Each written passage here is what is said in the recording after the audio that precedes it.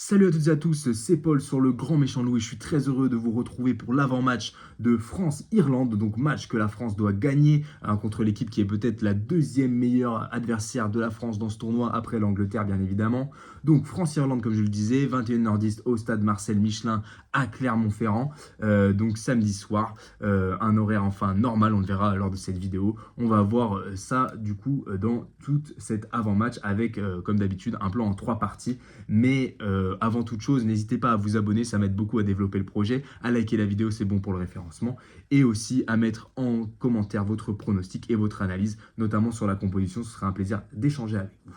Donc on va venir, comme je le disais, faire un plan en 3 parties, avec en partie 1, une entame de match à soigner et des automatismes à trouver. Ensuite, en partie 2, on verra que toutes les conditions sont réunies pour faire un gros match.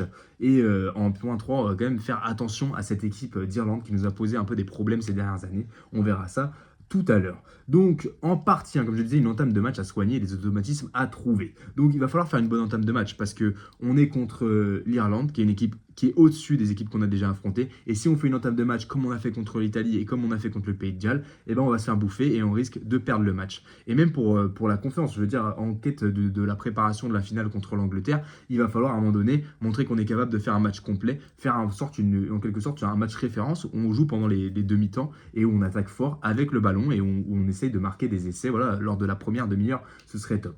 Bref, il va pas falloir, pour faire une bonne entame de match, il ne va pas falloir faire de fautes autant que sur les derniers matchs, parce qu'on a quand même fait 9 fautes en première mi-temps contre le Pays de Galles. Je ne l'avais pas souligné lors de mon débrief, mais j'ai entendu la stat là chez Nogodi ce matin.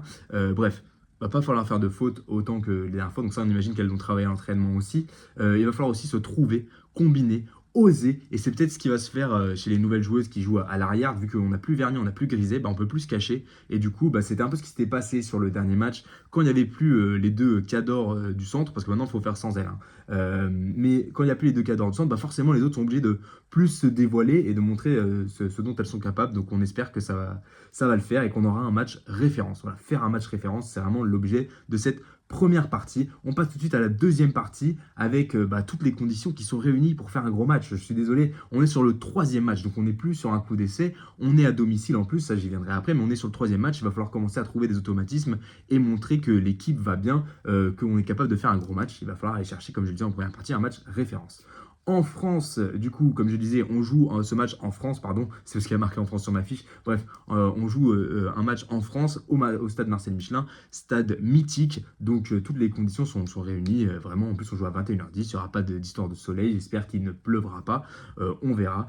Et du coup, aussi, ce qui va nous aider, c'est qu'on a une composition qui, selon moi, est la meilleure qu'on puisse aligner actuellement. Voilà, on a remis Mbayembe sur la première ligne. On a mis Théani Feléo qui mérite totalement d'être là à la place du coup de Vernier. Ouais, je ne sais pas si elle regroupe toutes les mêmes qualités, mais en tout cas on a de la puissance, on a des vraies qualités cette joueuse. Et après sinon on a gardé la même, donc on est sur une équipe qui va avoir le temps de s'aguerrir et c'est top. Donc on a hâte de les voir jouer en tout cas. Il y a un gros banc aussi avec Elisa Rifono, Ilana Brosso qui est revenue du coup, donc ça fait plaisir. Ça montre qu'il y avait peut-être c'était peut-être plus de peur que de mal sur le dernier match et du coup c'est positif. Et comme je disais, bah voilà, on est sur un horaire pour une fois normal, donc on va pouvoir regarder les filles après s'être tapé un petit après-midi de top 14 bien sympathique. Et donc voilà, ça va être sympa tout ça. Bref, on va passer à la troisième partie en faisant attention à l'Irlande, hein, tout simplement. Une Irlande qui est forte, comme je disais, troisième équipe selon moi après l'Angleterre et la France bien évidemment dans ce tournoi des 6 nations, qui nous a posé des problèmes souvent, hein, c'est souvent des scores serrés où chaque détail compte, donc c'est pour ça qu'il va pas falloir faire autant de conneries que sur les 2 premiers matchs. Et c'est un match à enjeu mine de rien pour nous, parce que si on ne prend pas tous les points, eh ben on est peut-être en train de se mettre dans la merde pour le match contre l'Angleterre. Déjà qu'on a perdu la première place à cause du goal average. Voilà, c'est pour ça que là maintenant ce serait pas mal de faire un gros match contre les Irlandaises, qui iront certainement pas prendre une branlée contre les Anglaises. Donc si on peut marquer plus de points contre les Irlandaises que les Anglaises contre les Irlandaises, ça va aller, ma phrase a une fin normalement, ce sera positif tout simplement. Du coup, voilà, on pense déjà à l'Angleterre à Bordeaux. Donc, en tout cas, voilà, c'est tout ce que j'avais à dire. Donc, je vous dis force à vous, les filles. On vous soutient. Et voilà, rendez-vous samedi soir, 21h10, au stade Marcel Michelin ou sur France 2.